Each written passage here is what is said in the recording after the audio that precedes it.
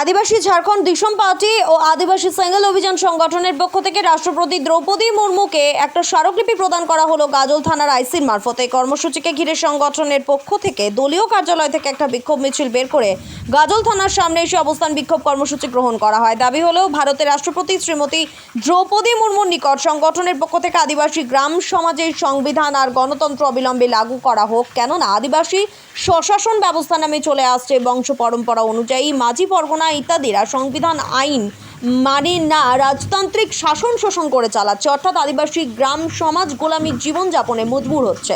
আগামী দিনে যাতে সুশাসন ফেরে এবং শিক্ষিত সমাজ থেকে শিক্ষিত ব্যক্তিকে গ্রাম সমাজে মাঝি পরগনা নিযুক্ত করে, তাহলে এলাকায় কুসংস্কার মুক্ত সহ একাধিক ভালো কাজ হবে। এই দিন সংগঠনের পক্ষ থেকে 10 জন কর্মী গাজল থানার আইসি চন্দ্রশেখর ঘোষালের কাছে দাবি সহ একটা স্মারকলিপি তুলে দেন, যাতে তিনি এই দাবিগুলো মাননীয় রাষ্ট্রপতির কাছে পাঠিয়ে দেন। বেশ কিছুক্ষণ কর্মীরা থানার মূল প্রবেশদ্বারের সামনে বসে অবস্থান বিক্ষোভ ও ধর্ণা কর্মসূচি করেন। এই দিন উপস্থিত ছিলেন ঝাড়খণ্ড দিশম পার্টির জেলা সভাপতি রবীন মুর্মু, আদিবাসী সেঙ্গেল অভিযানের জেলা সভাপতি বিনয় বেসরা, আদিবাসী সেঙ্গেল অভিযানের ব্লক সভাপতি বর্ষা বেসরা, গাজল ব্লকের ঝাড়খণ্ড দিশম পার্টির সম্পাদক তালা সোরেন প্রমুখ। আদিবাসী সংগঠনের কর্মসূচি ঘিরে পুলিশ প্রশাসনের কড়া নিরাপত্তার ব্যবস্থা করা হয়। Bureau report, RN Bangla. আদিবাসী সমাজ রাজতন্ত্রের গোলাম থেকে মুক্তি চাই,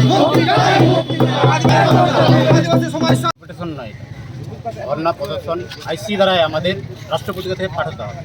গাজল ব্লক, মালদা জেলা। আমরা গাজল ব্লক আদিবাসী অফিস থেকে রওনা করে আমরা এখন আপাতত গাজল থানাতে দাঁড়িয়ে আছি। আমরা ধর্ণা প্রদর্শন চলছি, আরও চলবে। আজকে এই কারণে এই যে গ্রামে যে মাঝি বাবা বা আত্মমনোহর আমাদের বন্তি করা থাকে, সেটা আমাদের আদিবাসী যে সমাজের মতো চলছে না, নিয়মকানুনগুলো মানামানি হচ্ছে না। পরম্পরায় কী হচ্ছে যে ওর দাদু যদি মাঝিহারাম থাকতো আগে, এখন ওর নাতিপুতি হতে পরম্পরা চলে যাচ্ছে। এটাই যেন আমরা বলছি সুশিক্ষিত মাঝিহারাম যেন হয়, আত্মমনোহর সুশিক্ষিত হয়, সেটা গ্রামের সবাই আলাপ আলোচনা করে তাদেরকে নিয়োগ করে ভালো করে। এটা আমরা এই দাবির জন্য আজকে এই থানাতে ধর্ণা প্রত্যেকে দেবে। না হলে এমন একজন গ্রামে একজন মাঝিহারাম করা হচ্ছে যে কিছু আইন কানুন কিছু জানে না, সেই লোকগুলোকে মাঝিহারাম করা হচ্ছে। ও কি করছে, কোনো দিন ধরনের হঠাৎ করে কোনো গ্রামে একটা কোনো সমস্যা ঘটলো, সেই আইন না বুঝে ও কী করছে, হয়তো মাল টাল খেয়ে পড়ে আসে।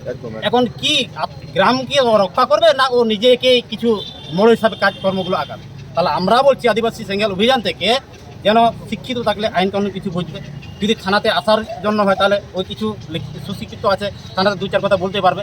আর না, অশিক্ষিত থাকলে তো থানাতে আসতেই ভয় করছে, ও তো গ্রামে পড়ে থাকছে, পালন তো কিছু বুঝতে না। ওই জন্য আমরা বলছি সুশিক্ষিত আদিবাসী পাড়াতে মাঝি হারামগুলো যেন নিয়োগ করা হয়, বা আত্মমনোহর যেটা আমাদের গুনতি করা জগমাঝি, জগপ্রাণিক, গুডির নাইকি, এগুলো যেন সুশিক্ষিত একটু আইন সম্বন্ধে যেন জানে বা বুঝে, সেই সমস্ত লোকগুলোকে এই আওতাতে যেন নেওয়া হয়। আমরা এই জন্য আজকে এই ধরলাম। আইসিকে আমরা আইসি মানে গাজল ব্লক আইসি থ্রু দিয়ে দ্রৌপদী মুর্মু রাষ্ট্রপতির কাছে আমরা এই বার্তাগুলো টেস্ট করে যেন আমরা পৌঁছে। আপনার নাম? বর্ষা বেসরা, গাজল আদিবাসী সেঙ্গেল অভিযান প্রেসিডেন্ট।